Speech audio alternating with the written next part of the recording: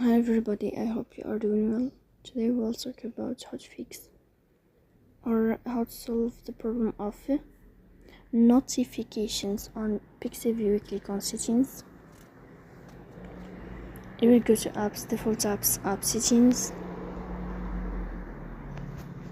You will search for Pixiv and you will click here on this page. You will go to first stop and you will click OK. You will enter to storage. You will click on clear cache. In the end, you will turn off your phone and you will restart your phone again to fix that problem.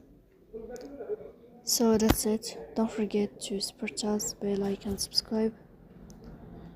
See you next time in another video, and thank you for your watching and your attention.